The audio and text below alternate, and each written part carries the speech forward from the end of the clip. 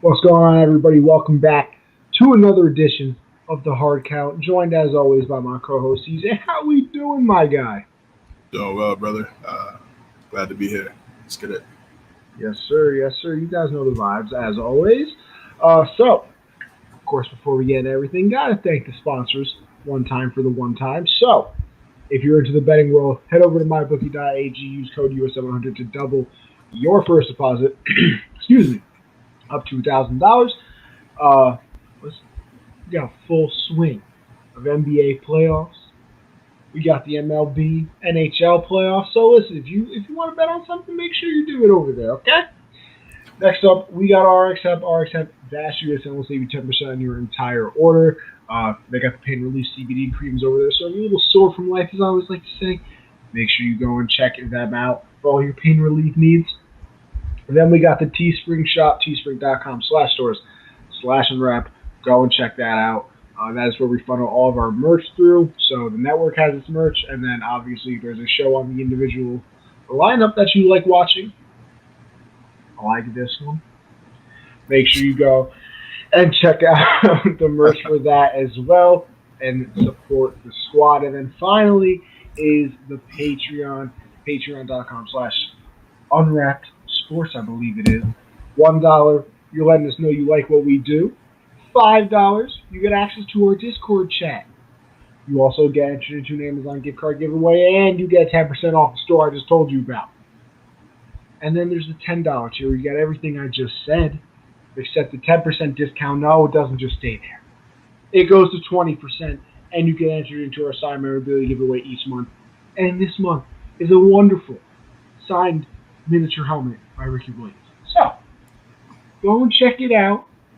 Check out everything that we're talking about.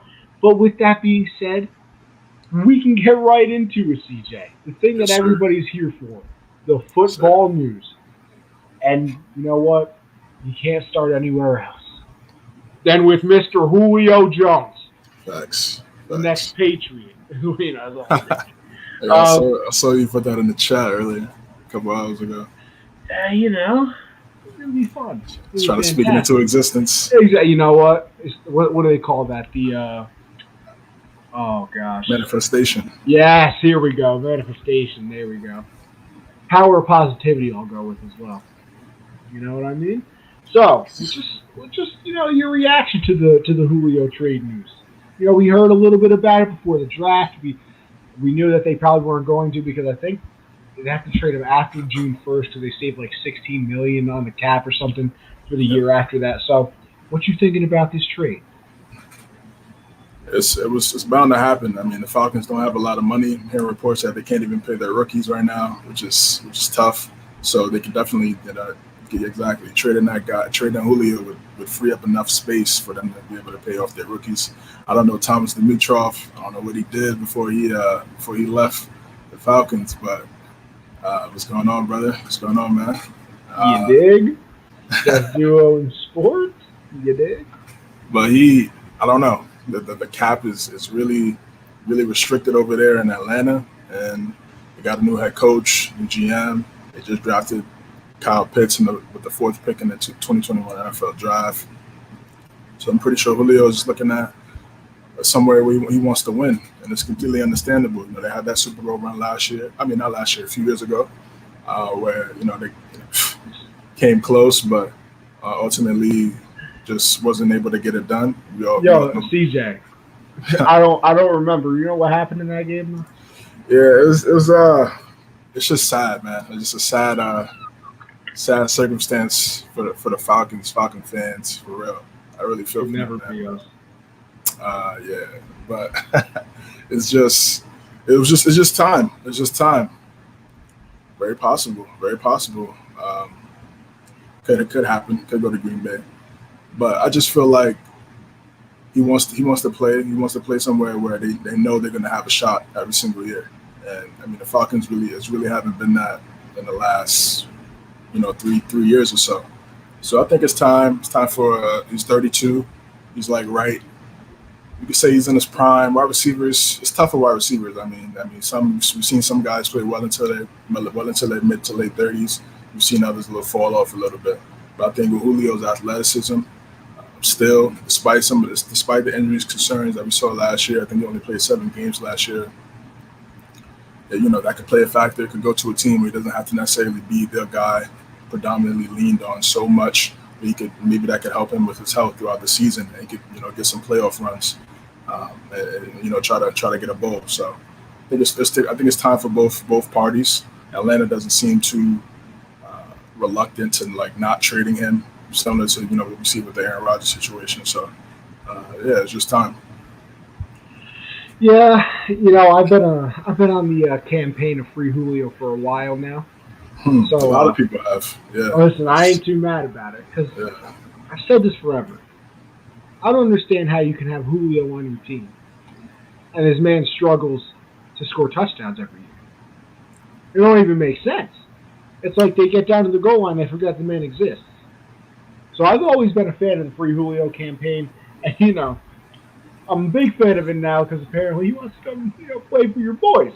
So now I'm really a big fan of it. But I think it's bound to happen at this point. I think that they want a first-round pick for him. It's not gonna happen. Not gonna happen. Yeah. Not happening. So especially after Look at that. We fly high, no lie, we ballin'. Yes, Shout out to the title name, CJ always coming up with a good title. Yo, Christian. Shout out Jim Jones, Dipset. Yo, Christian, when you coming on the show, bro? All right, pull up, both of you and Alex, man. Yeah. Sure, fake asses, bro. Unbelievable. But yeah, I think it's bound to happen. They're not getting a first round pick for him. So, hey, listen. I'm gonna hold you to it, Christian. Yes, sir. I expect to see you here then. That's due, brother. Say less. Well, it's just so crazy to me how Minnesota got a first for Stephon Diggs, bro. So I just find that so crazy. But I think it was right before the draft. So it was before the draft. So it might have made him a little bit have a battle with the co-host on our account. It's our show now. That'd be something. It's our show. I word them like Alex. Alex is toxic. That's why, bro. Alex is toxic. All you got to do is look at Twitter. Sheesh. Man, I don't even really be on Twitter like that. I just like and retweet everything Knicks and Patriots, bro. I try to stay off that, man. But yeah, no, it is crazy because they got a first for Diggs. The Texans got like a second for Hopkins? Yep. Second round, for B-Hop. For B-Hop, yeah. And do you remember what the Giants got for Odell? They got it first. Yeah, they got it first. They also got. Now listen, let me tell you something. First and a fourth, I think. Yeah. I think this is just more of an indictment on how bad the Texans are at doing what they do. But see, if Julio was younger, I say first round are easy. Yeah, that could play a factor. You're right. That could definitely play a factor. If he was a little younger, and listen, let's be honest. I love Julio. If he comes to the Patriots, I'm buying a jersey. He's got a little bit of an injury history. I'm pretty sure Edelman will give him a blessing, of course. Well, Edelman not even there no more. So yeah, but in New England. Yeah, 11. He'll give him the blessing. I mean. Well, but here's the thing. Like I said too, he got a little bit of an injury history. Julio is not a 17-game player. That's a fact. He's on that 13-game wave, maybe 12. Yeah, that's what I'm saying. That's why it's smart for him to go to a team where they have some guys. Even though if we're talking about New England per se, they don't necessarily have. Matt, Alex been capping on the stimmy check forever, bro. Big cap. Oh man, but yeah, if he can pull up to a place where they don't necessarily need him every Sunday, they don't need the 215 yards, 9 receptions, and a touchdown. He can kind of just fill out, process, get right, get healthy. I feel like New England's a good spot for that. But yeah, from the Falcons standpoint, they're probably gonna move Matt Ryan next year or whenever that contract is to a point where it's better for two teams, for both parties to make that trade, because right now it's just too much, and they're just moving in. They got Mike Davis at running back. He showed some promise last year. I forgot about that. Yeah, he showed some promise in Carolina. So we'll see. It's a lot of pressure for Arthur Smith, man. He went to a situation where in a tough division. Saints are still good. Saints have a good defense. We'll see about their offense. Still have some questions at quarterback, obviously. Carolina, we're going to talk about Carolina coming up. They could be on the rise. So, yeah, they got it. I mean, Julio just looking at it. The Bucs just went back to back. So it's just Julio's just looking at it from a standpoint. I want to go somewhere else, man. Take my talent somewhere else. Counts South Beach, and we're done. No, we don't need no South Beach. We need Massachusetts. Yeah, nothing in the AFC East, brother. Yeah, I'm good on that. But speaking of Julio, we got to get into the situation of how we found out all this happened. We got everybody's favorite Uncle Shannon Sharp on Undisputed. Whipped out the phone. Said, Julio, what are you doing? He said, I'm out of there. That's what he said. He said, I'm out. Then they mentioned the Cowboys because, of course, they had Tuka Skips on the show. He said, I want to go to a winning team. A little bit of roast there, which I thoroughly appreciated. Because actually, you know what, bro? Before we head anywhere else, I got to read you this. Because I don't know if you even looked at the football chat recently. Nah. But listen, let me read this to you. Ready? Cowboys fan, of course, said he don't want to go to Dallas because he'll be a number 4. At this point in his career, he isn't better than CD, Gallup, or Amari. Those 3 had above 920 yards with Dalton, Denuse, whatever, Gilbert, and the best wide receiver core in the NFL. Julio's injury prone, and he wants a team where he could be a wide receiver 1 plus a ring. Cowboys fans banned from any sports talk ever again. So I don't want to hear anything from him. Man said a number 4 wide receiver. 4. Yeah. No, that's not. Everything after that, you could say that's Mac Jones over Dak.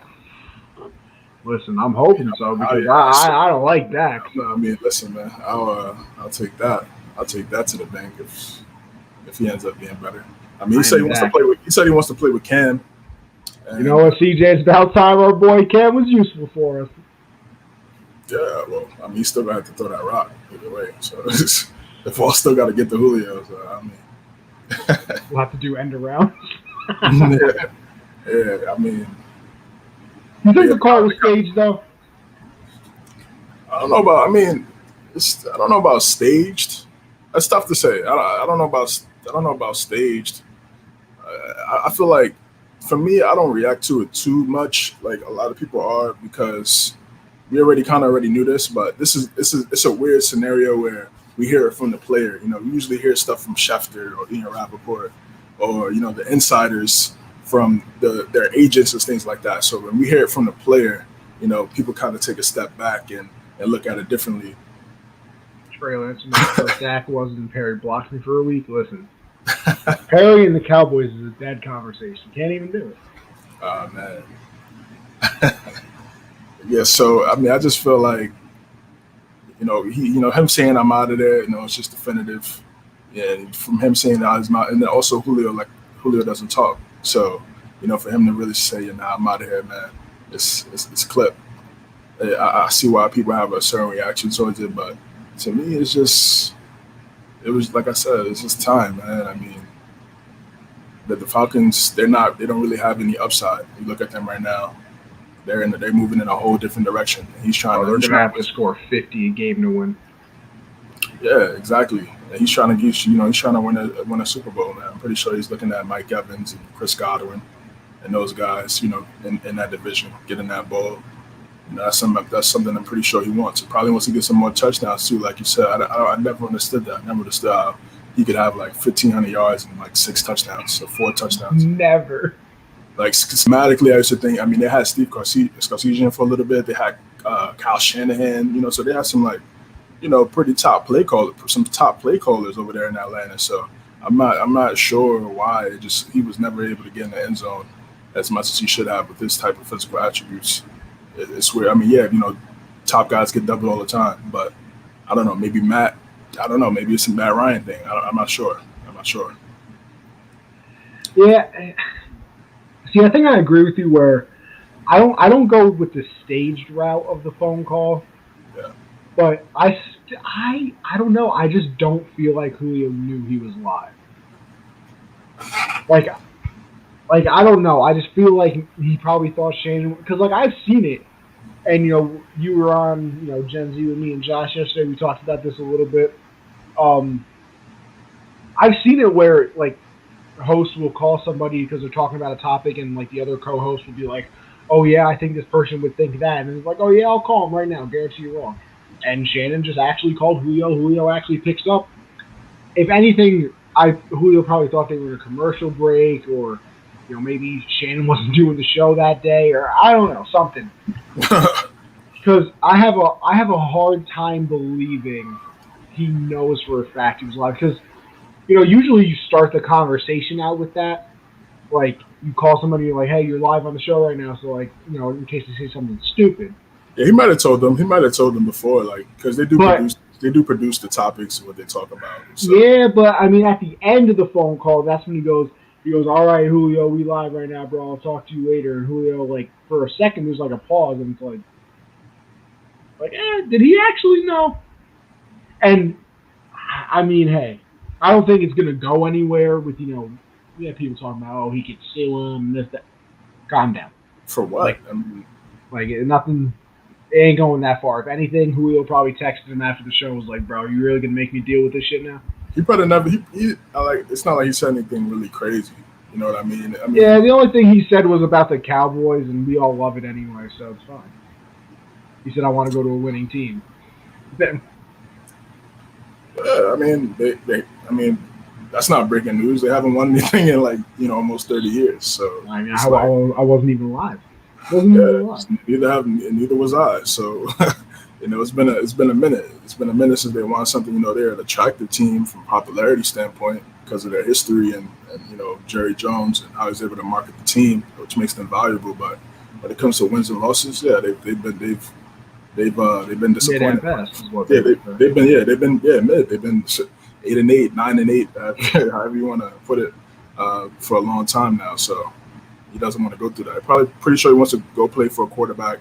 And like Dak is good, but I don't. He might be 10 through the top 10 quarterbacks. He may be 10. Not in my top 10 right now. To me, he's maybe in in the high teens, 12, 13, something like that. But, yeah, that's where I had him.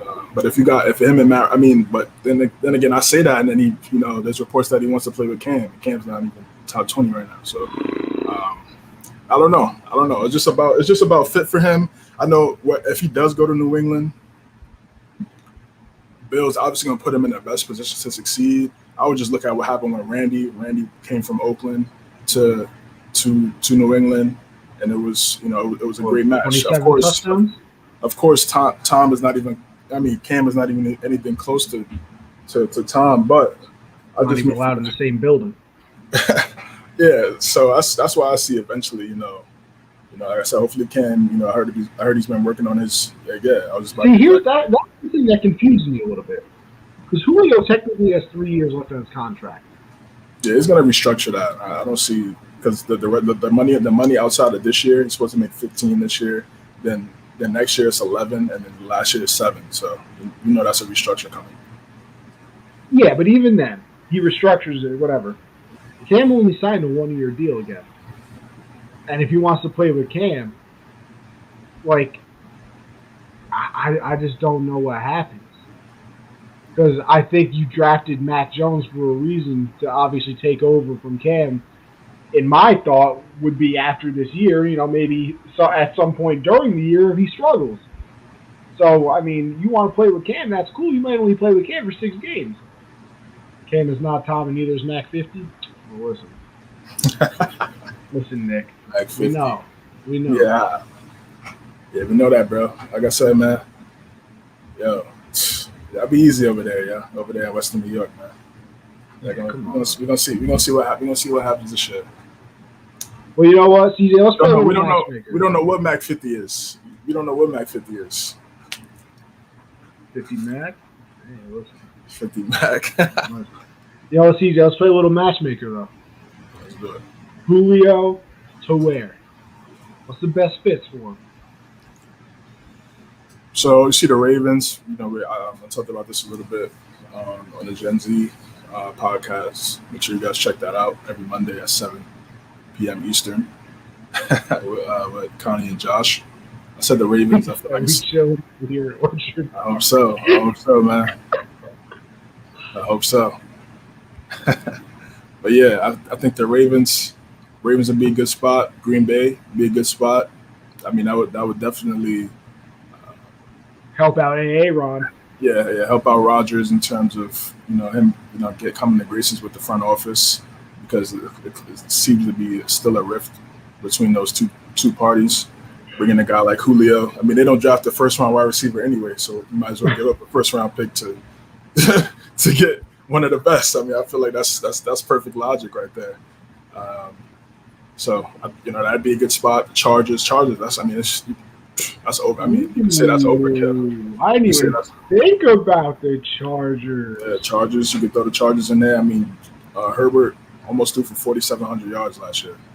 Wow. Damn, I like that. So you add Julio to the fold with Keenan Allen, Mike Williams, and then they also got a couple young guys too, Jalen Guyton and some other young wide receivers over there that definitely showed out last year in Herbert's rookie season. So I think that could be a good spot. I really think they'll probably send him to an AFC team. I'm seeing the Niners. I mean, that would be overkill as well. I mean, even if whether it's Garoppolo or Lance to the Bay. Julio Jones to Baltimore. Oh, okay, yeah. I think a lot of people want that because it's like twofold of Julio going to a team that can win, and then if you're a Lamar fan, we're gonna finally get Lamar number one. He's gonna prove everybody wrong. I think that's why a lot of people want him to go to Baltimore. Yeah, I think Baltimore's a great fit. It's a great fit. They run the ball. You got to put 8-9 in the box. Julio's going to see a lot of one-on-ones, and they're going to play a lot of man coverage because it's going to be tough to stop them running the ball. They're physical at the point of attack, and if you got whoever's out there on that side of the football, and he's going to make those corners over there better as well. Marcus Peters, Marlon Humphreys, Jimmy Smith in practice. So. I think it's a great move. I think honestly, 31 teams should be making the call. Oh yeah, all 31 teams should be making that call. But teams that could use maybe one more piece to potentially put them in that conversation in the AFC, because you got a challenge against Kansas City. Everybody's saying Kansas City's going to go to the host the Super Bowl from the AFC for the next decade. So that's what everybody's saying. So you got if you're one of those teams, like I said. Chargers be perfect in that division. Got to be able to either win the division or get a wild card spot. You can use as much offensive talent as possible. Ravens as well. Again, Patriots. Patriots haven't had a true number one wide receiver since Randy. So that would be a great spot as well. Let me give you two teams that are wild cards that it won't happen, but I would enjoy, because I think right now. He's narrowed it down to wanting New England or Tennessee. Tennessee, yeah, right. I don't really like the Tennessee fan. That's not just because I want him to come to the Patriots. Like, I don't know what they trade to get him. And also, I feel like that does not give you the best chance to win. Because they lost a lot on defense that they're trying to replace. So, and yes, Matt, iconic line, straight cash. How do you pay those fines? Straight cash, homie. Tennessee, again, it's similar to Baltimore. They run heavy. They got AJ Brown though, so I mean, you put him next to that. Right, they just lost Corey Davis. They just lost Corey Davis to the Jets. But I mean, it comes at the end of the day, it comes down to that quarterback, man, and it just comes down to what quarterback he wants to play with, which quarterback he has the most chemistry with. I don't know. Ryan Tannehill is one of those guys. All right, I don't know. Does he have a no trade clause? I don't know. That's really like the key question here in this whole thing. If he does, then he pretty much can decide where he wants to go. It doesn't really. That's why people are saying with this New England thing, it's probably his relationship with Cam. But if Matt comes there and wins out the job, I mean, it's not like I said. At the end of the day, everybody got to eat. So. If he beats him out, it's not because of any type of politics and nothing like that. It's because he was just a better guy. To me, like I said, I feel like Cam would probably play early in the season, and then Mac would come in. But we'll see in training camp. All right, now my two wild cards. Ready? I'll give you an AFC and an NFC one. AFC, give me the Colts. I was very surprised that they didn't go out in free agency and get somebody. Now they're apparently saving their money because I guess they have a lot of free agents coming up in their class next year. So they're saving some cap space by not going after a lot of people. But, I mean, hey, listen, they need a number one. I think they have, they got T.Y. Hilton. They brought him back. They have somebody else. I can't remember his name. They got Paris Campbell. Yeah. Michael Pittman. Yes, Pittman. That's what I'm thinking of. And then for the NFC, it sounds like I'm a fan of this team because I say that I want them to get everybody, but I just really think it puts them over the top too. Washington. I think Julio on Washington with that defense, crazy. Because now you got Scary Terry. They brought over Curtis Samuel. They bring over Julio. I'm a big fan of Gibson. I love their running back. Yeah, he's good. And then their front seven, I think you win that division easy. I also think if you go to the Colts, you win the division easy because I think that division's garbage anyway. But yeah, listen, those are two wild card teams I haven't heard brought up, and probably for good reason. But if it somehow happens, I think it'd be really good. Colts a good spot, but like you said, you made a good point. They need the cap space. Got to be able to pay Darius Leonard. That's your best defensive player. Quentin Nelson as well. So Chris Ballard's being extremely smart. But how he's using the cap space and freeing up some cash, which is probably why they didn't make a big splash in free agency this offseason. So listen, we got to be on the watch out too. This man Hopkins said he would restructure his deal to get Julio over there. Yeah, I saw the picture he dropped with him and AJ Green. Could you imagine that? That would be wild, bro. That's out of pocket. Yeah, man. I mean, hey, listen, if I'm Steve Keim, listen, I'm trying to make that move, bro. Why not? That division is loaded. One more, got to be able to stop the Bucks. Got like 4 Hall of Famer pass catchers over there.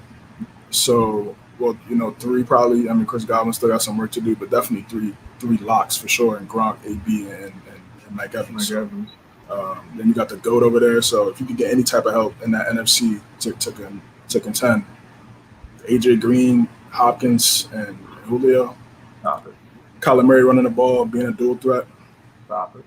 Why not, man? And it matches Larry as a number 4. Well, I don't think they brought back Larry yet.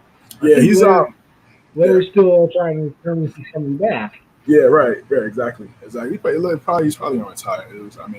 Probably he got one more year. Maybe. I think it's. We'll find out. Just to answer this question real quick, because we always support the fans out here. Do I think Pittsburgh is going to be competitive? Now, I need a definition of competitive here, because to me they're the 3rd best team in the division, probably. Yeah. And I think the Bengals are taking a step forward this year. So, you can take that as you may. But I think Browns are easily better. I think the Ravens are easily better. So, I mean, competitive as in, are they going to be a Super Bowl team? No. Competitive as, can they make the playoffs? Yeah. I think a lot of things can happen. So I wouldn't listen, I'm not going to sit here and be absolutely shocked if they make the playoffs. But Super Bowl, nah, I can't even see coming close to that. I think they're a one and done, if anything. Yeah, I completely agree. They got to fix that O-line. Drafting Najee Harris was a big-time pickup. Yeah, competitive in terms of making the playoffs, maybe getting a wild card. I mean, there were 3 teams in the AFC North that made the playoffs last year. It's very possible again. I mean, I just don't.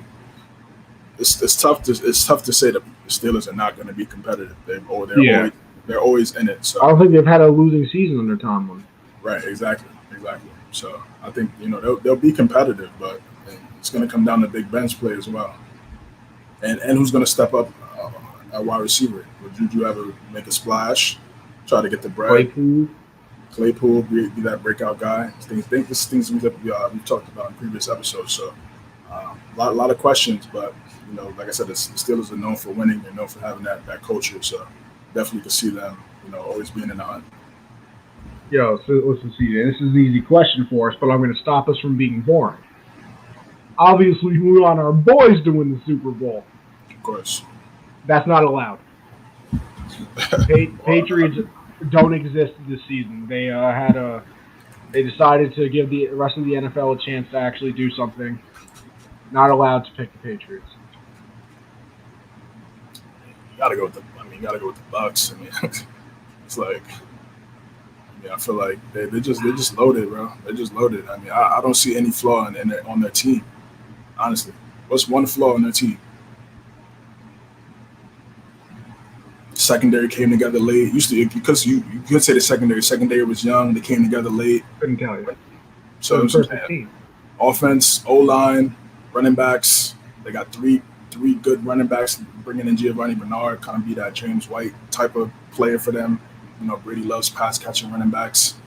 3 tight ends, 3 wide receivers, and Tom Brady on top of that. It's like, listen, if I had to pick a team other than the Patriots, you want the Rams? I mean, the Rams, they have a shot. Stafford has. Honestly, I wouldn't mind the Rams because to see Stafford actually do something nice after wasting most of his career in Detroit would be satisfying. So I wouldn't be mad at that.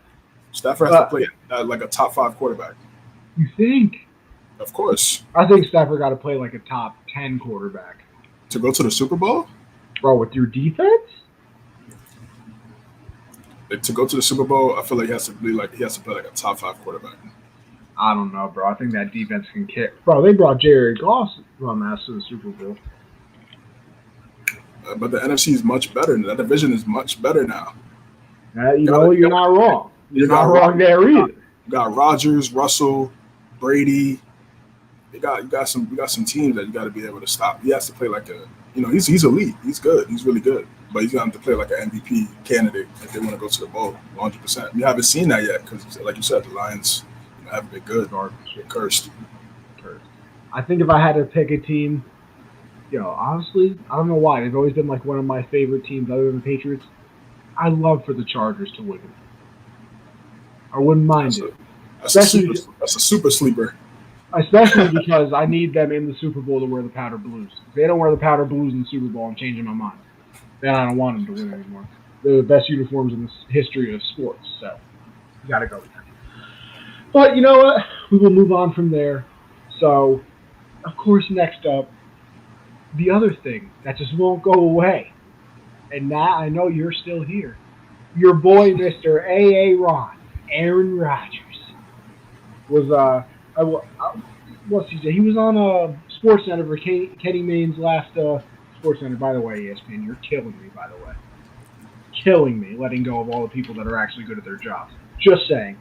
But what was your reaction to the interview? I'm gonna be honest. I didn't catch much. I didn't catch it. I saw like the quotes that came from Rodgers saying like he loves the teammates, he loves the fans, blah blah blah. But it's like the philosophy of how to win and things like that. So, what was just your overall reaction to the interview? To me, it's what we've been saying. We had Matt on. We had Nick on. It's just about communication to me between Rodgers and the front office. It's not a beef. It's not a team. It's not a team thing in terms of the guys in the locker room. You don't go to the NFC Conference Championship game with a bad locker room. Oh hell no. You know what I mean? You don't go 13-3 back-to-back seasons with bad locker rooms. It's just the front office. Maybe how they go about things. Maybe their way of communicating, their way of running the team is a little bit different than years prior to what the Packers have had from a front office standpoint. So I guess he just wants more fluidity in terms of conversation, in terms of the offense, bringing some guys in. He's looking at Brady. Brady, they say, can we bring AB in? Yeah, Brady, sure, of course. You're one of the best. Can we bring Gronk in? Yeah, Gronk want to come out of retirement? Yeah, sure, we'll make it work. We'll trade it. We'll give him a 7th-round pick for Gronk. Leonard Fournette on the street. We got Ronald Jones, though. Oh, yeah, but okay. Yeah, we'll bring Leonard Fournette in, too. You look at in the draft last year, Mahomes, talk to Andy Reid. Yeah, I like this Clyde Edwards-Helaire guy. Can we bring him in? Bro, even Burrow was talking about they should Same draft thing. Jamar Chase. Yes, yeah. And they do it. Yeah. So been there for 5 minutes. Exactly. So it's just that conversation. It's just the conversation. And again, teams, everybody thinks, it's all lovey-dovey sometimes, and sometimes it's not. And I think, that's the key problem. Some of the other stuff that was being reported, I don't know how true that is. A lot of stuff with these rumors in the media. You got to kind of look at it on face value because of the hyperbole and stories they try to create for people to watch stuff. So, but like I said, from a team standpoint, he's not going to hate on Jordan Love. He knows he's better than Jordan Love. So why would he hate on Jordan Love? Like, way better. He's way better than Jordan Love. So why would there be any type of hate going forward? We don't even know how long he wants to play. We don't know if he wants to play until his 40s. We don't know if he wants to stop at 40. Maybe one more bowls and this is good enough. Maybe one more Super Bowl is good enough for him. Yeah. So it's just like, I just think they need to bring in some guys. Like I said, Julio would be perfect. That would definitely help that relationship out for sure and try to bring some things. But we'll see, bro. I think he's going to end up a Packer for sure. I think he'll end up a Packer. I think he'll play this season. Next season, I just got to see how the season plays out. I mean, they've had 2 heartbreakers, in the game before the bowl. And last time Rodgers in the bowl, they got the W. So it's just it's crazy. Like they can't when he got there, he won. But it's just in those games before getting there, he can't win one. It's really crazy. So you kind of answered the next question as well. You think Rodgers is staying a Packer? Mm-hmm. Yeah, I mean, it's going to come down to egos coming together, man. I mean, these guys get paid way too much to be in their feelings and be on one side of the table and not talking to each other. I mean, these are grown ass men. They got kids and shit like that. So it's like, why y'all so? He said they grown ass men with kids and shit. And it's like, and they're a great team. They're a great team. You know what I'm saying? It's not like they're a dysfunctional team and they're 5-11 and they got Aaron Rodgers, running for his life, bro. They just win that. They could have won the NFC Conference Championship game. They probably should have. In the second half, they played great football. First half, not so well. Second half, Brady threw 3 picks, and the game was there for them to take it. They just didn't take it. So, I mean, it's like, come on, man. Like, if Rodgers wants to bring in a guy, a wide receiver, or he's looking at a wide receiver that he may like in the draft, or somebody for agency, just make that move, bro. He's 37. It's not like he's 30 years old and you got so much time left. This is a fantastic comment. It's crazy how after Tom Brady built his own team and this started the Aaron, Russ, and Deshaun situation. Because you're not wrong. Yeah. Bro, Russell Wilson has been running for his life for like 4 years now. Brady comes 1 year, Super Bowl. Aaron Rodgers has wanted wide receiver talent since Korea. Brady comes in 1 year, gets like 3 people off the streets, wins Super Bowl. Deshaun Watson, you trade away his only good wide receiver, and his offensive line is garbage. Brady comes in, Super Bowl. Like, you want to talk about a domino effect? Brady going to the Bucs is because, like, maybe this all happens if he stays in New England, but I don't know, bro. Maybe it does. There's definitely a good possibility that it does. Don't get me wrong, but the fact that it all happened in the same year is crazy. Like, we've heard it from Rodgers before, so I think this still would have happened. Deshaun just signed that contract, bro. Literally, the ink not even dry on the paper yet. And now he wanted to be traded. Russ has been Mr. Quiet, I go to church, every day type of person. Now all of a sudden it's I'm not happy here in Seattle. Listen, you can call it a coincidence. You can call it whatever you want, bro. I call it the Brady effect. Yeah, it's the Brady effect. So it's just they're going about it. They're going about it differently, which is fine. However way you want to go about it, cool. Brady, became at the end of the day he was a free agent. These guys are still under contract, and I feel like that's why maybe some of those like OG guys are kind of go at some of these other quarterbacks. Brady was like, okay, Bill, you're not going to surround me with any weapons. All right, I'm gonna go to a team that has some weapons, that has that where they go to a team where he knows they're going to cater to him because it's not like the Buccaneers are this like historic franchise. Yeah, you know what I'm saying? Yeah. So they've had one of the worst winning records in sports. I'm pretty sure they have the lowest winning percentage in the NFL history. Yeah, exactly. So I think in sports, like I think it's in there. It's in that conversation. It's in that conversation. So that's a tough one. So of course they're going to cater to Brady, and they know he has the jewelry too to show that what he's going to bring to the table, and it worked for them. Russell Wilson coming out and said he needs some help.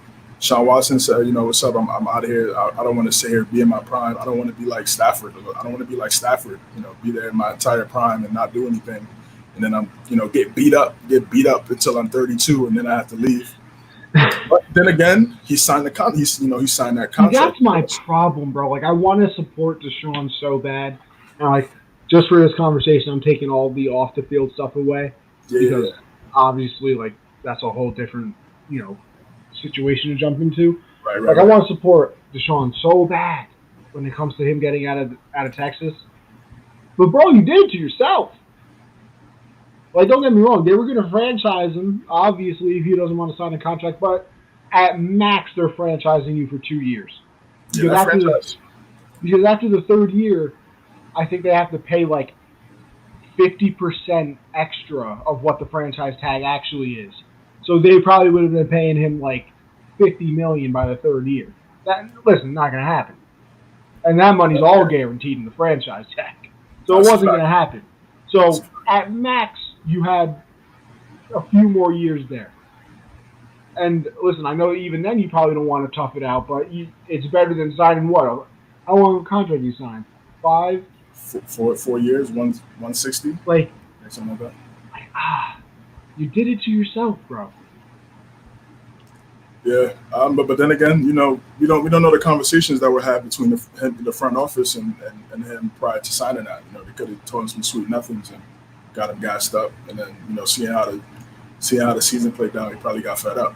And then for Russell Wilson, and it's also you're looking at Tom, and then it's also Tom winning and him getting more Super Bowls, and him further separated himself from anybody even trying to even come close to. They need a SpaceX Elon Musk rocket to get to where Brady is, and that's probably why some of these. That's why probably Matt Stafford got frustrated. He wanted to go somewhere because I'm not going to stay here to my whole entire career, and the team is not matching my level of play. So in terms of building the team in the front office. So he definitely got these quarterbacks, in their feelings a little bit, and some of them went to the media, some didn't. But it's only all they care about is getting their message across. And if it works, it works. It worked for Seattle. Seattle, fixed their O-line a little bit, got a tight end. We'll see how it plays out. Rodgers, they got a guy that's pretty good in the third round in Amari Rodgers. We'll see if they make a move and try to make a splash for Julio or something like that.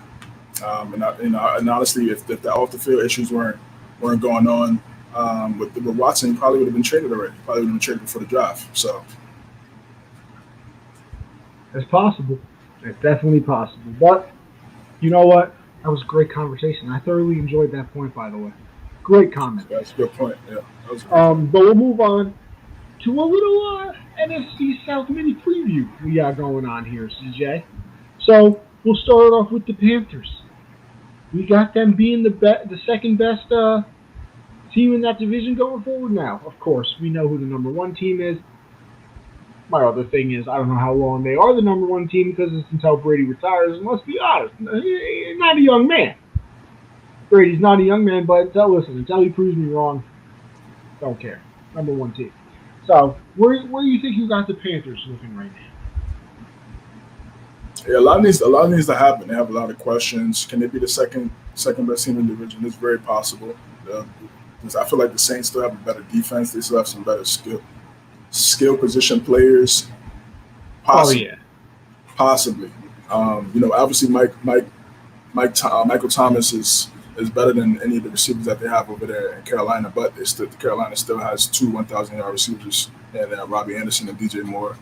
You lose Curtis Samuel, that's a big loss, but they brought in a rookie, Terrace Marshall from LSU, who's familiar with that offense from Joe Brady back when Joe Brady was the offensive coordinator at LSU. So winning that national championship 2 years ago, so he can make a splash.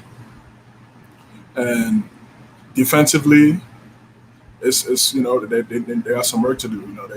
They really didn't get a lot of interceptions last year. They were 28th in interceptions. I think they were 23rd in sacks. So they need some of those guys that Matt Rule drafted last year and this year to make some big steps. They got Jeremy Chin, who made a big time splash, was a top defensive rookie of the year candidate all season. So he could be one of those premier guys. Got J.C. Horn with their top pick. A lot of questions around that pick. They should have went O-line, but they still ended up going O-line in the third round, I believe. But like I said, you need in that division, you need a shutdown corner. You look at what the Bucs have over there on their offense. Saints got a stud, and even if Julio leaves, you still got to worry about Calvin Ridley and Kyle Pitts in Atlanta. So, I wasn't too upset with the move, them not going O-line and them going defense.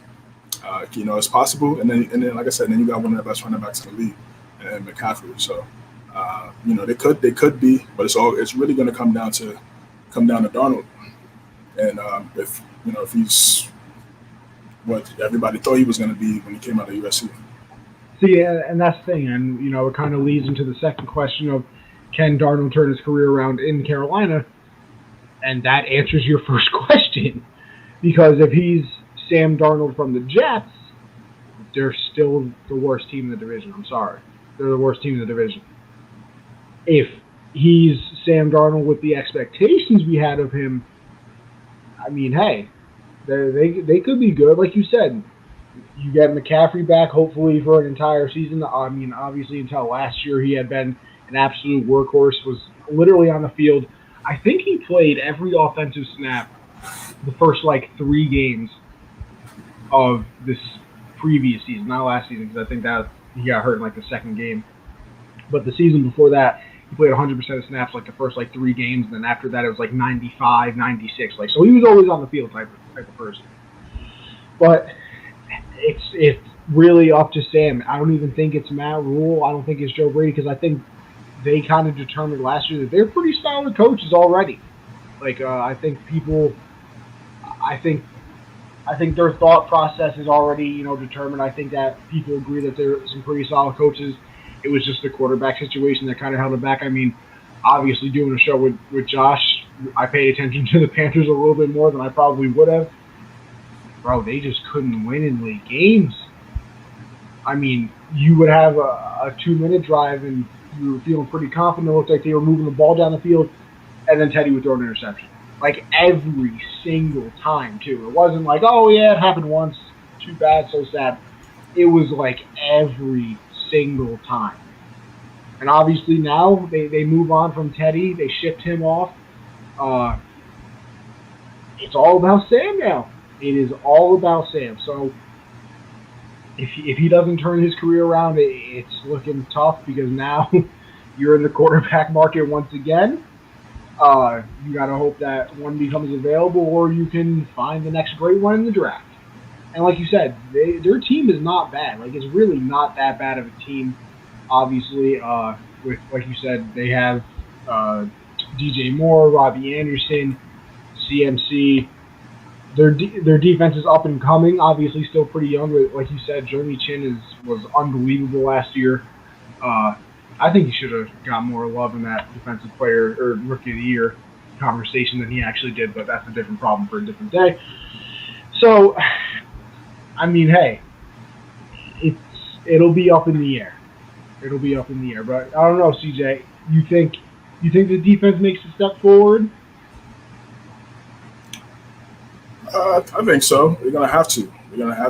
Again, like I said, that division has some loaded guys on offense, so they're gonna have to be able to get to the quarterback. Most importantly, and also create turnovers off the disruption from the front seven. And I think that's why they brought in a guy like J.C. Horn to like be that shutdown corner for them in their defense.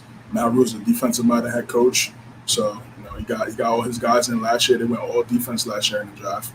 This year they kind of mixed it up a little bit. So they're gonna have to make that step. They're gonna have to make a big time step if they want to be able to contend. They were 1-5 in the division last year, so they're gonna have to be able to get stops. Got to get stops, and then also like even going back to the Darnold thing. He's gonna have to also not have to turn the ball over. Can't turn the ball over. He's got a lot in New York. Yeah, he's probably trying to make all the plays and try to will his team and try to get some W's. That's very possible. But in this situation, you got to understand you have talent. Just put the ball where the talent is at, and then have them make the plays. And you don't have to do everything. You got a beast and McCaffrey. Give him the rock. Give him as many touches as possible. And let those guys work, man. And he's mobile too. It's a big season for him. It's a big season for him, man. Got a lot of pressure because, like you said, they didn't draft a quarterback. They gave up Bridgewater for pretty much nothing. They didn't even bring in any type of guy. I think they still have PJ Walker. He's still there, but they didn't really bring in anybody else to really compete against him. So if I'm him, I'm looking at it as this is my team, and I'm gonna try to do everything possible to try to win some ball games. And they're giving him that opportunity. We'll see if he's able to capitalize. But in terms of the defense, it's gonna have to be a collective thing with those guys. It can't just be one or two guys. Like I said, they're gonna have to be able to get to that quarterback, get to Brady, get to Ryan, get to Jameis, and make it happen. And hopefully stop some of those guys at the skill positions as well. Well, you know what? In order for them to be good, they're going to have to win some games, CJ. And now we're going to play the ever famous and fun win-loss, win-loss, loss-loss, win game. So, with that being said, we skip over the preseason, of course. And if we contradict ourselves with, the previous one that we did with the AFC, calm down, people. It's hard to remember all these things, okay? So we'll go through the schedule, CJ. Week 1 versus the Jets. I don't know. I'm going to give them a win. Yeah, give them a win. Let's say this. Instead of doing the win-loss, win-loss, because let's go. Let's say let's go through the teams, and then let's give a record prediction. Because I could see they went 5-11 last year with no McCaffrey, right? Yeah. I think he only played 2 games. So yeah. For me, man, I think do some math here, bro. They can maybe go. Again, it's really gonna come down to Darnold, man. But I could see them winning maybe 8 games. I say 7 to 8 games. 10, I can't see it because I just don't know. What Darnold. I know what McCaffrey brings to the table, and guys, I'm struggling for 5 right now. Let's see. I got the Jets win, Houston win. I think they'll beat the Eagles 3. I think they take one of the Falcons games 4. Right. They can. I think their division win. I forgot who their division was against. Their division win was last year. I think it might have been. All right, I'll give them a win against the Saints, which I didn't do before. So now I got 5. Like I said, I'm saying maybe 7, man. Maybe 7. But I got them at 5. Got them at going 5 and 12. Bro, I'm telling you, I got the Jets, Texans, Eagles, one of the Saints games, and one of the Falcon games. I think they easy sweep by the Bucks. No shot against the Bills. I could see the Washington game. I could see that, so maybe 6. Yeah, Washington could be close. The Giants could be close. You know what? You don't know about Jones. Could be close. Minnesota seems to lose games that they shouldn't. Minnesota as well, yeah. All right. I'm saying 7. I'm saying either 6 and 11 or maybe 5. Yeah, I'm saying 6-11 or 7-10. I can I see feel like 7-2. I feel like McCaffrey. That's not, having him in the fold now. That just changes things from the defensive standpoint because he's able to run the ball and time of possession, keep the ball away from the opposing offenses, and his ability to catch the ball out the backfield as well. Yeah, I think they're gonna win. I think they're gonna win a couple more games. And like I said, if that defense plays better than they did last year, because they were like in the bottom of the league in some key categories. If they clean that up just a little bit, then maybe 7. Or you agree? You got Matt on your side. So That's good, brother. yeah, I mean, it's not crazy. It is definitely not crazy. I'll give him 6 max. Yeah. I'll give him 6, and I'm not confident in it at all. But you know what? It's whatever. We'll survive. Now, we've talked a lot about this man, Mr. Christian McCaffrey. You got him the best running back in the league, CJ?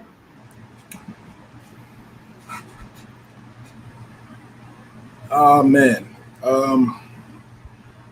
Let me tell you something. It's not this hard for me. It's yes. It's yeah for you? Oh yeah. This man could be a wide receiver if he felt like it.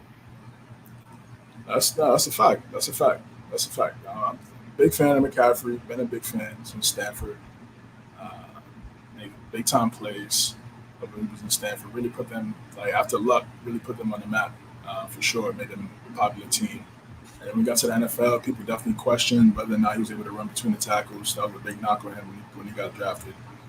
He's shut all the doubters up. Top three, yeah. It's a lot of great running backs. So top 3 automatic, yes, for sure. I think for me, he does have that pass catching ability. That makes it tough. I'm gonna put him Nick Chubb's first. I don't know about that. Nick Chubb, you got first. I think Henry. I feel like Henry, man. See, bro, I respect it. I do. I can't do Henry 1. I mean, one-dimensional. Without him, bro. Nah, I get you, bro. He could be. You could say he's one-dimensional, but like that one dimension is pretty damn great. Yeah, bro. Yeah, bro. I mean, he rushed for 2,000 yards last year. What a terrible defense. What a terrible defense. If he and like I said, of course defenses load up the box for all of these guys. But like you said, he doesn't have that pass catching ability, like you said. And they already know what he's gonna do. They pretty much run outside zone, like almost. Like if I'm giving you my top 5 right now, I'd give you CMC, Henry, Kamara,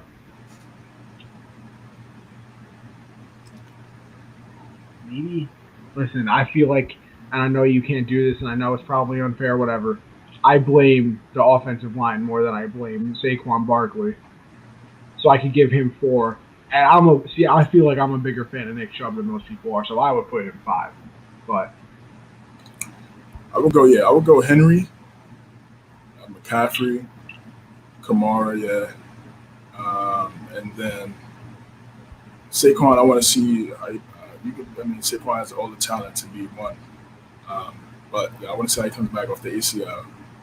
And I'm put Dalvin Cook 5. Nick Chubb is good. You know what? You made a great point. I'm kicking out Saquon, and I'm putting Dalvin Cook at 4. Yeah, that's my bad. That's an oversight by me. Nick Chubb is really good. He's probably right. I probably got him at 6 or something like 6. Like it's not that big of a drop off. But yeah, he's really good. But he does share the backfield with another used to be top 5 running back in Kareem Hunt. Used to be top 5 running. He was in Kansas City. He was definitely top 5. So they share backfield together. But he's still a beast as well. But I think I'm gonna go. I think that'll probably be my 5 because without Dalvin Cook. It opens up so many things over there in Minnesota for those guys, and Thielen and Jefferson. It makes Kirk Cousins look good too. So again, same thing like I said with with the Titans, man. I mean, people were talking about Tannehill being an MVP candidate over Henry in the beginning of the season. And I'm like, yo, like, do you not see how they're playing offense? Like, without Henry, there's no. Well, I think I could be the quarterback for the Titans. I'm gonna keep the $150 with you. there's no MVP candidate for Tannehill without Derrick Henry, bro. I mean, that's like putting Baker there for carrying. He's literally carrying the team, like pun intended. Like, yeah, he's like, it's, I don't know, like it's 2,000 yards, bro. I mean, he did struggle in that game against the Ravens, but like I said, everybody knows what they're gonna do. Everybody knows what they're gonna do. So, still got 2K. Crazy. Yeah, that's what I'm saying, bro. It was like eight.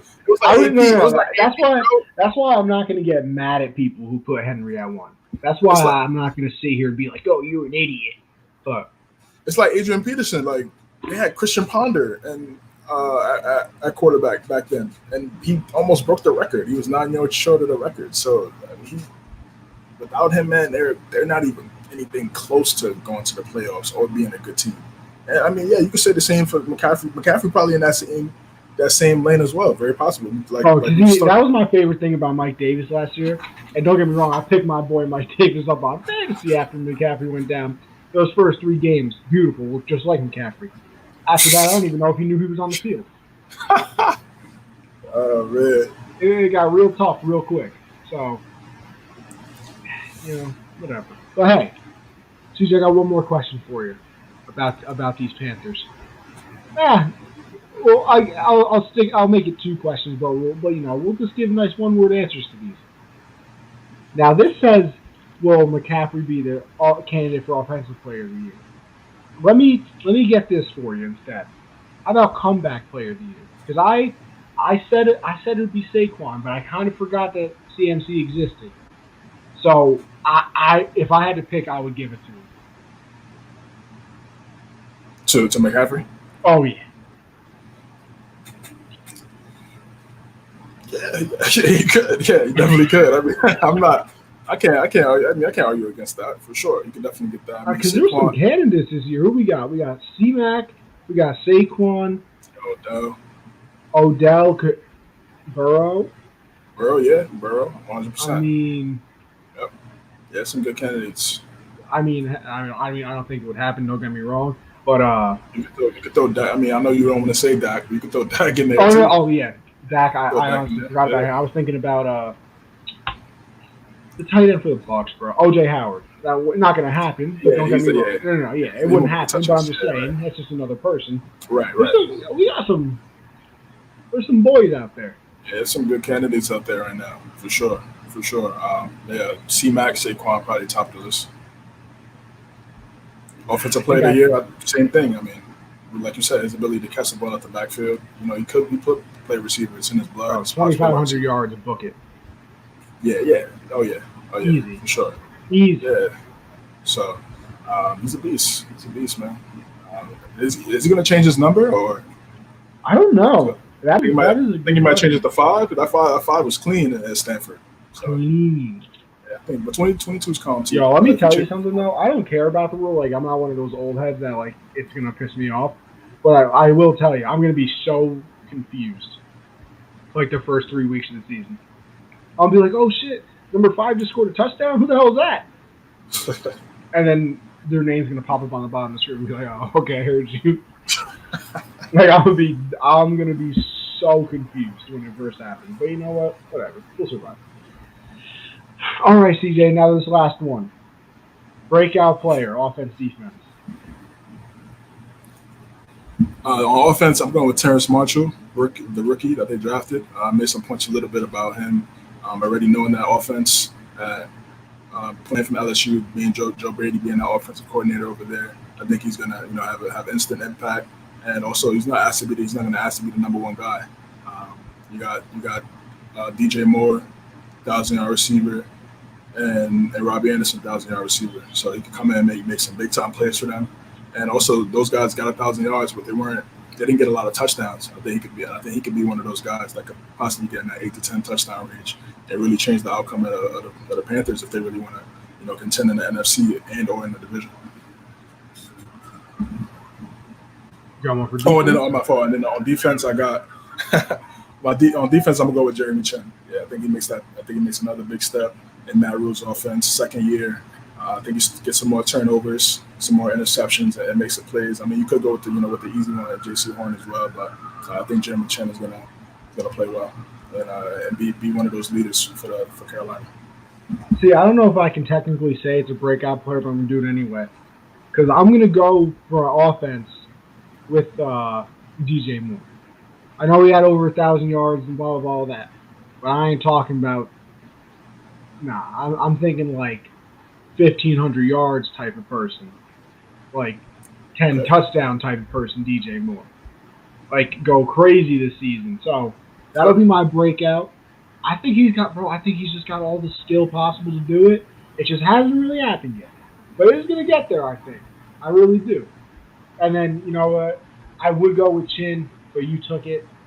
So, you know what? Let me say J.C. Horn has a crazy rookie year.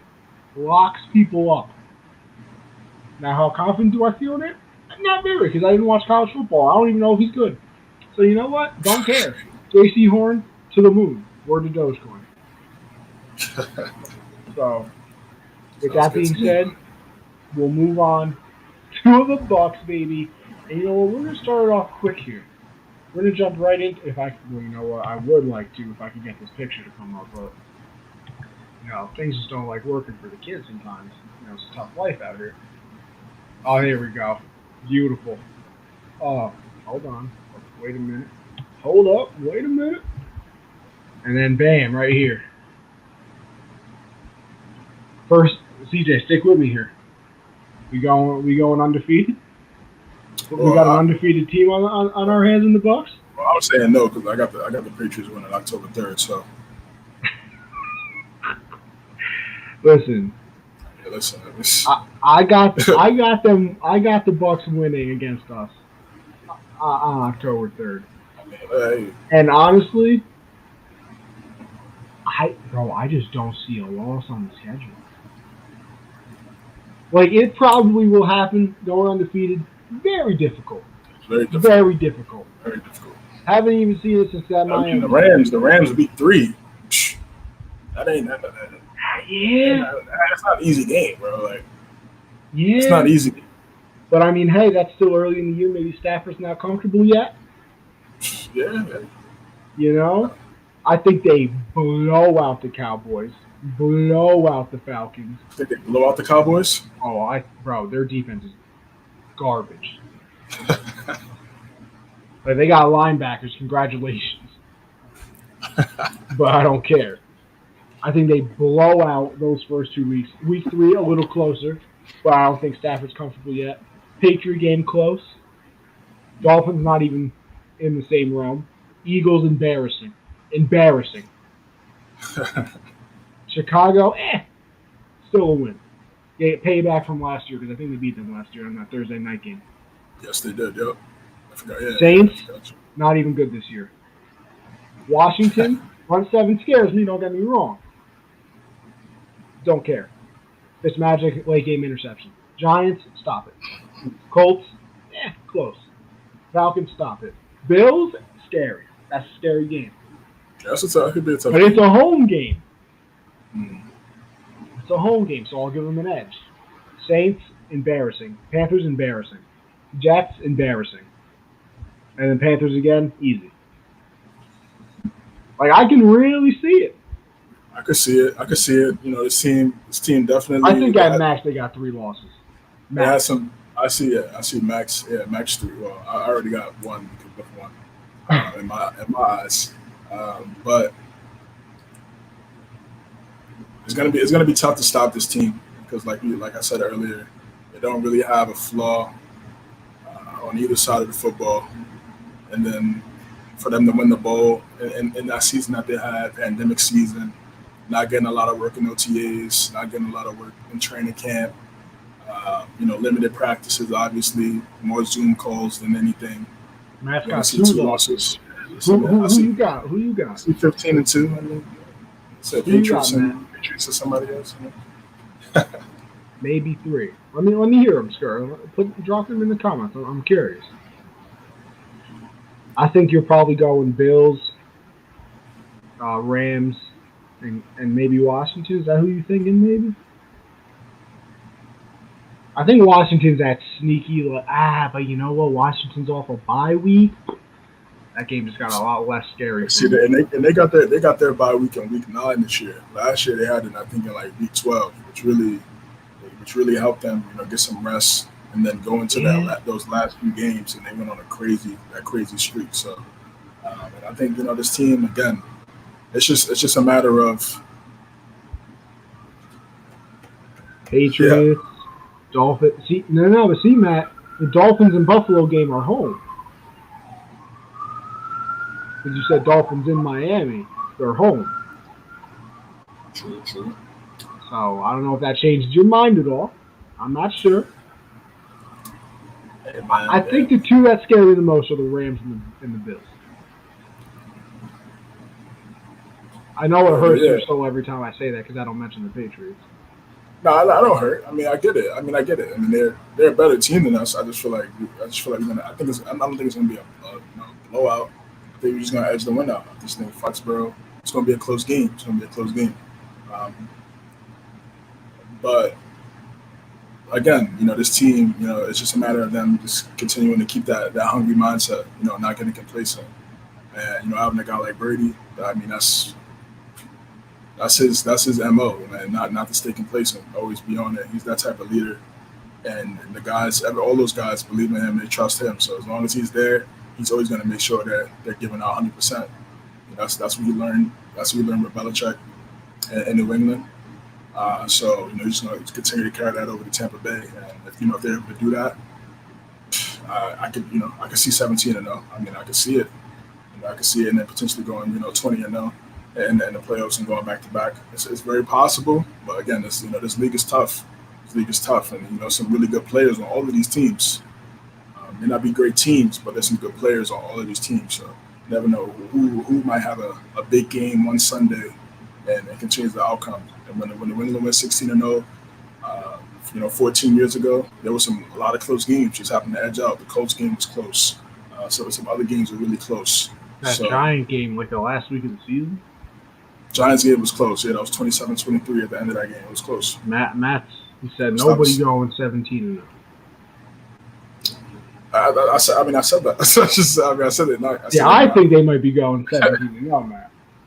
I said they're not. So I'm just saying, like, they have the team to do it. They have the roster to. If that were the case, like, they have the roster to do it. Because I don't see a true flaw in there on that team. I really don't. I mean, secondary is young. They're going to get better. They might not have any flaws, but like you said, there are some other good teams. If you got one threat for them, who is it? So you look at that Rams game. Yeah, you look at the Rams. Green Bay. Green Bay was right there. They played a great second half. Almost got the W. Seattle, Russell Wilson, he's always going to be a threat. You always have to account for him and his playing ability. I think the Rams, bro. I really do think the Rams are going to be nice this year. I hate to say that because, Christian, but I really do think I don't know. Like, they went to the Super Bowl with Jared Goff, and we all kind of agreed that Jared Goff just is not that good. So they got Matt Stafford now, who probably has one of the most underrated careers for a quarterback because he's in Detroit and they suck, and it's not his fault. So, I mean, that I think they would scare me most. I just don't think Seattle does still, because I think if they played them, that their front seven might kill Russell Wilson. There might be a homicide on the field. Packers, they just never win the big games. Call me crazy, I don't believe in it. Another team, listen. I know everybody's kind of down on them after last year. I would not want to play the 49ers at all. Because that's another front seven that just destroys you. Nick Bosa. I mean, I think they still got Eric Armstead. Yes. Yep. Like, I mean, I'm not trying to play them. I am not trying to Fred play. Warner.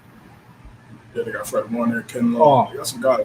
Fred Warner might be a top 3 linebacker. Yeah, definitely. Yeah, he's up there. Underrated. Severely underrated. You ain't wrong. Packers can't win the big one. It's a Wisconsin thing. I mean, the Bucks doing all right. Hey, listen, exactly.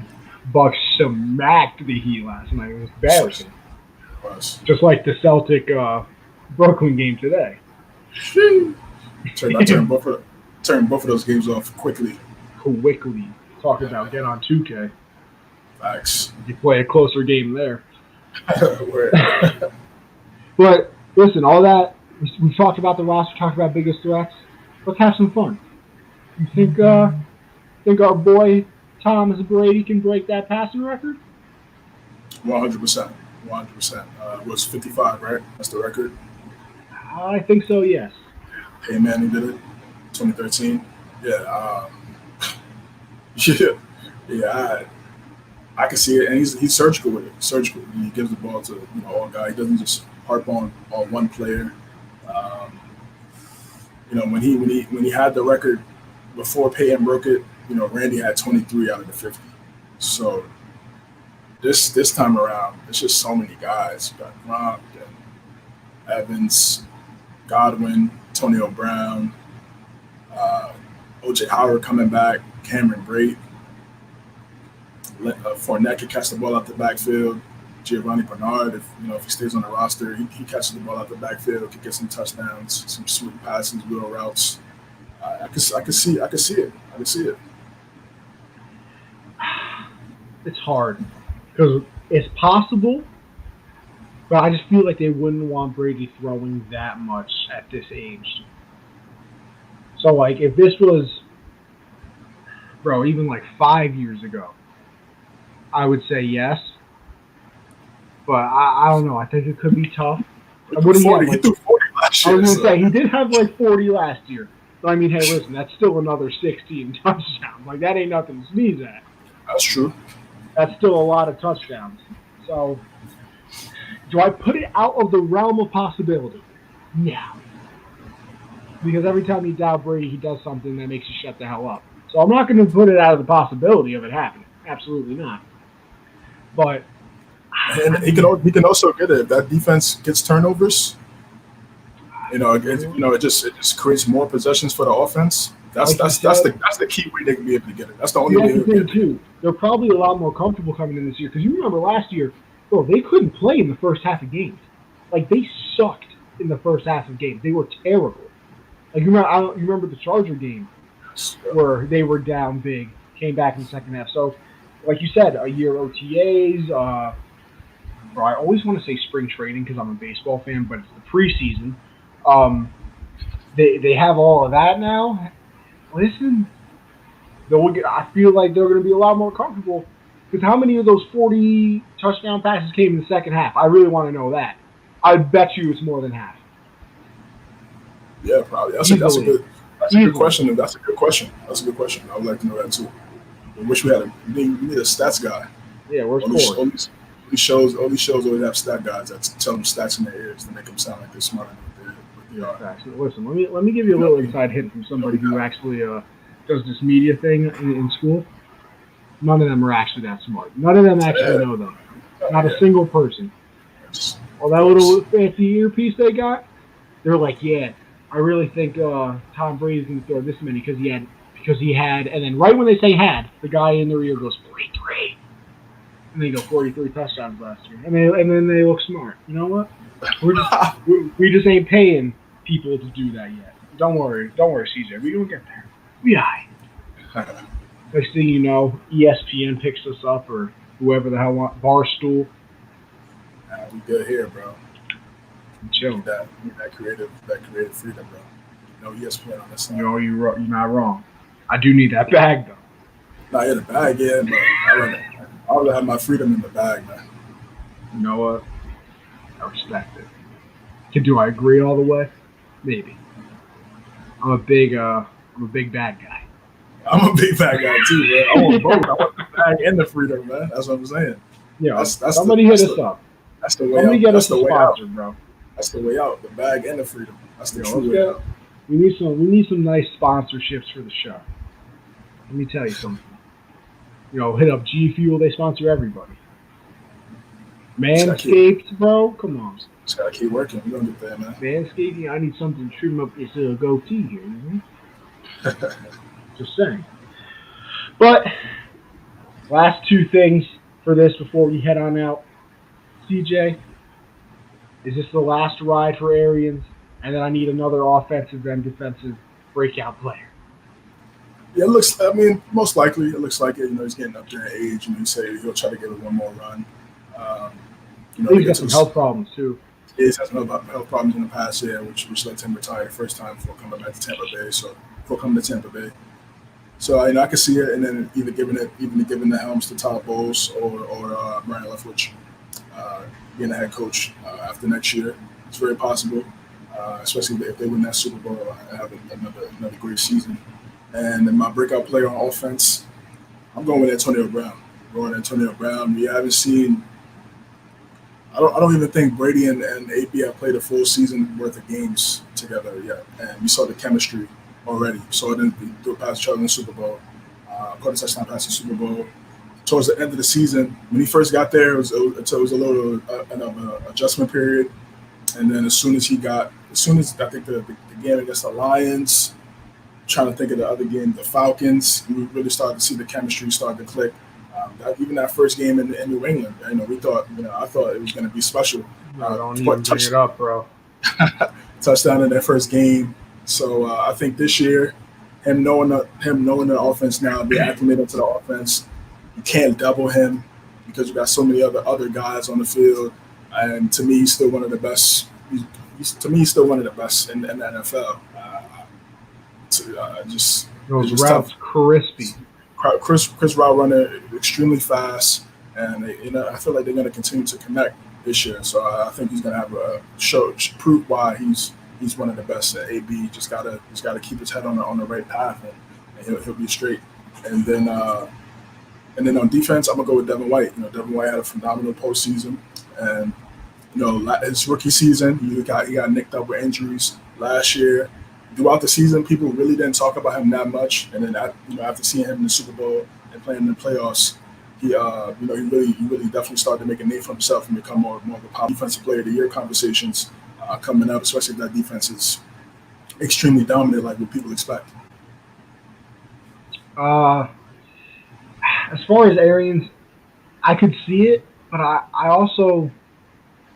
think it's just the mentality in me that if I won, I couldn't go out that way. Like, as weird as that sounds, like I would kind of want to go out maybe after it's weird because I would rather go out on a disappointing loss than on top. Because, bro, if I go out on top, then it's like, damn, maybe I could have had another one. But you go out on that loss, then, I guess it's like, I had my turn in the fun. So, could be Arians last year, could not be. We've seen people retire, unretire. Brett Favre is the king of that. So, you never know what's going to happen when it comes to Arians. Now for offense, two bowls might put him in the hall, man. You know what? You're not wrong. I don't know his win-loss record as a coach. I know he has a coach of the year because of what he did filling in for Coach Pagano back on the Colts when Pagano had been diagnosed with cancer. That was a big time. And then Arizona, taking them to the NFC Conference Championship game. So. He could get in the hall with one more. I would definitely ride off in the sunset. Just go back to back, out of here, chilling on a boat. Chilling on a boat. Word to Brady. Word. Out of here. Offense. Listen, I don't think Gronk's going to be the same. Give me O.J. Howard, bro. Okay. I think he's got a lot of talent. Bruce Arians don't really like tight ends, but then Brady got in his ear and said, listen, bro, I'm a tight end fiend over here. So I'm going to need you to give my boy some more of the limelight. And I think O.J. Howard has it this year. And then on defense, I don't know if it's because I love the pettiness and I just lost his name, so this makes it awkward, but their safety. Antoine Winfield Jr. Yes. The little peace sign he gave to Tyreek Hill. Probably my favorite thing to happen in the playoffs. Fantastic. I love pettiness is one of my favorite things. That's why Rodgers annoys me, but what he did, telling everybody to piss off on draft day, 10 out of 10. Winfield giving up the peace sign, 50 out of 10. Love it. So look for him. Listen, he was crazy last year. Like, he was real good. So take that extra step this year, and that team becomes an even bigger problem. I like yours with Devin White, though.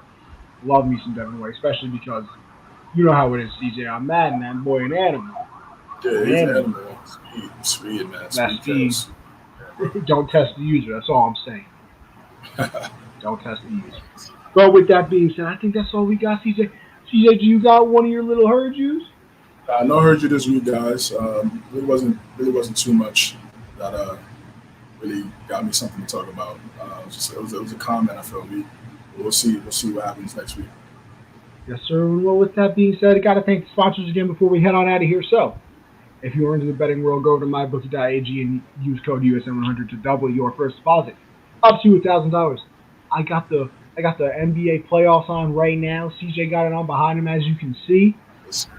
So bet on some NBA, bet on some NHL. Listen, hot take here. NHL, best playoffs in the 4 major sports, by the way. I don't even like hockey like that. But hockey playoffs, super entertaining. Just saying. Then head over to RxHemp. RxHemp-USN will save you 10% on your entire order. Oh, yeah? It's going to be a heater next week? Listen, no always is. Because you know what? I kind of forgot, CJ. Josh did say he'd come on next week. Well, we got a couple guys. Josh, Christian. Matt said he wanted to put 2. Yo, Matt, you did want to pull up 2, Matt? 2, yeah. Heavy hitters. Oh, shit. Oh, now listen, that's going to be an episode. Yeah. See if Alex's bougie self want to come on. I don't know. He's a little Hollywood, so it's hard to get him. No, I'm kidding. But RxHemp-USN saves you 10% on your order, so they got the CBD creams over there, so it's a little store. Go and check them out. The patreon.com/UnderSports. $1, you let us know you like what we do. $5 is 10% off the store I'm about to tell you about. Entered into an Amazon gift card giveaway. And access to our Discord chat. Listen, we've been hot on the bets recently. You're checking out the bets on Rap page, checking out the Discord if you're in it for that $5 tier. We're giving away free money. We're like 8 and 10 in our last picks. Free money, people. Free. So go check it out. And then the $10 tier is everything I just said except a 10% discount. No. It goes to 20. And then you get entered into our signed memorabilia giveaway each month. This month is a signed Ricky Williams miniature helmet. And then finally is that Teespring store, teespring.com/stores/unwrapped. Go and check us out. We funnel all of our merch through there. Obviously, the network has its merch. And then there's a show on the individual live lineup that you enjoy watching, probably like the one you just witnessed. Check us out as well. But with that being said, CJ, what you got for us before we head on out of here? Garda Podcast, covering everything all NBA. Just dropped 2 new episodes, dropping a new one tomorrow. Just talking about the playoffs. CJ versus the World on Twitch. CJM Sports right there, as you see below on Twitter. Knicks Hawks game 2. Let's get it, man. Got to tie it up. CJ needs that for his mental health. The show might not be the same next week. Oh, man. But yeah, as for me, 7 Eastern, me and Josh do Generation Sports, talking a little bit about everything. We did a lot of NBA on that one, obviously, with the playoffs. We had this guy right here on yesterday. So, make sure you check that out as we post that pod up. Obviously, me and CJ do this every Tuesday. That's at 9, all the things in the NFL world. And then Thursday, everything in the baseball world is covered by me and Michael. So go and check that out as well. Anthony__ for the Twitter. Gen Z Sports for the pod on Twitter as well. Anthony__ on Twitch, where I post all the pods. Little game, and I'm going to get back into that. So you know what? Kanye Smith is in the building, as Matt said. But yeah, that's all we got. I appreciate everybody for watching. Matt, appreciate you always being in the comments. CJ, another good one, as always. We will